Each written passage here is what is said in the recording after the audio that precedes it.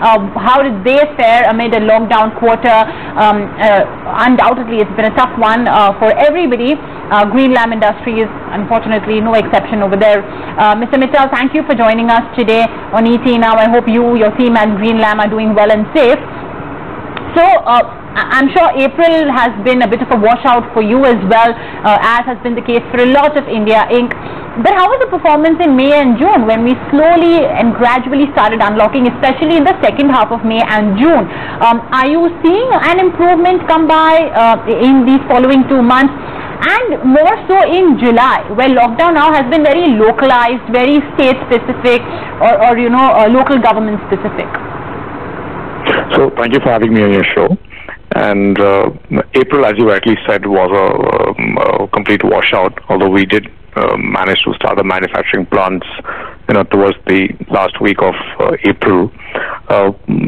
By June, we were nearly on equal numbers of what we did in June 2019, and that was primarily due to the exports business. The domestic market was still struggling, was probably at a 50-60% kind of a level. And so May market started opening up, the domestic market started opening up post 4th of May, and few markets opened up, few continued the lockdown, and there were a lot of regional challenges across, and there still are actually regional challenges across several parts of the country. There are still several lockdowns which are existing as we talk. In many markets there are timing restrictions, there are odd even schemes, there are alternate day markets are open.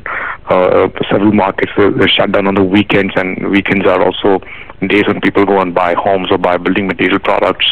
So it continues to be challenging as we talk currently. But so answering your question, how July is going on? July, you could assume at a company level we are like 80-85% on what we were in July 2019. So the export business has come back to near normalcy. And the domestic business, because of these various lockdowns, is still lower than what we like it to be.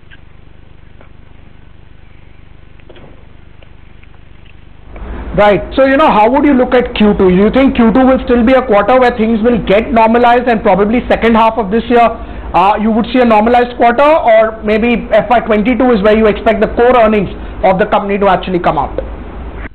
So I'm not sure how the next 2 months will go. What I can say is actually, our team and us and myself are really doing our best to,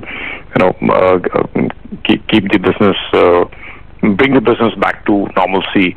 And while there is a challenge of these lockdowns and disturbances, on a positive note, we think it's a great time for companies like us to expand market share. And we do think, we will take market share from the unorganized companies, and regional companies, both in the domestic and the international markets. So while market, is down, and there's clearly a challenge because of the nature of products we are into. So I don't know how the next 2 months will go, but we're really doing our best, and we hope we can come to a decent sales performance in this quarter.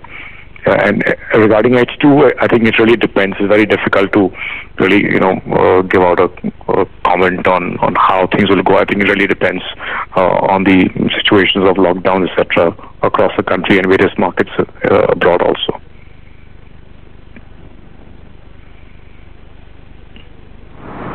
Okay, understandable.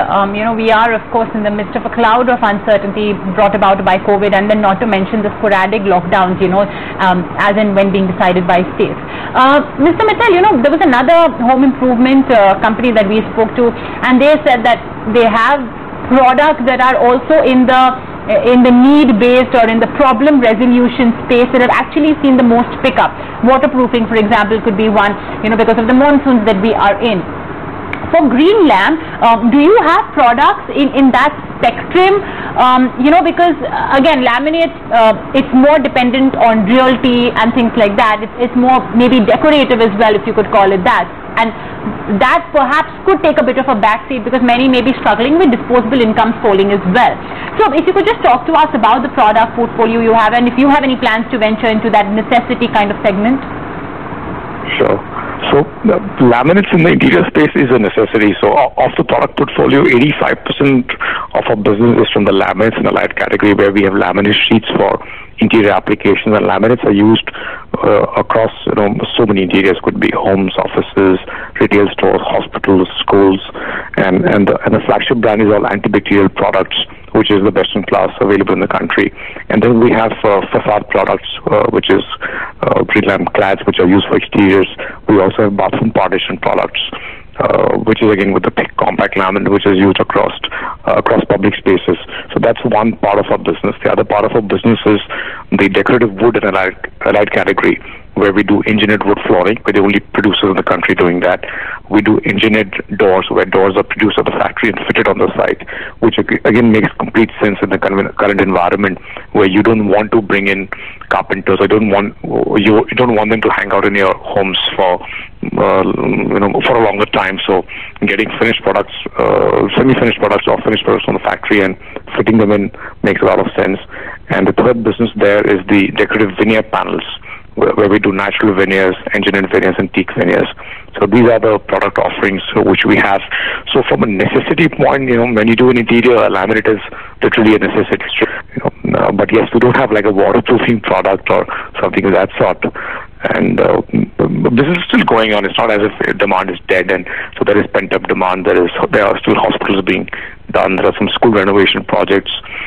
There are certain hotel projects which are still happening. So business is happening. It's not as if people are not doing interiors, but because of lockdown, shops shut, dealers not working, several OEMs being shut, carpenters not being available. So it's not kind of reaching its normalcy. But I'm sure over the next couple of months, things will kind of stabilize and things should look up beyond that.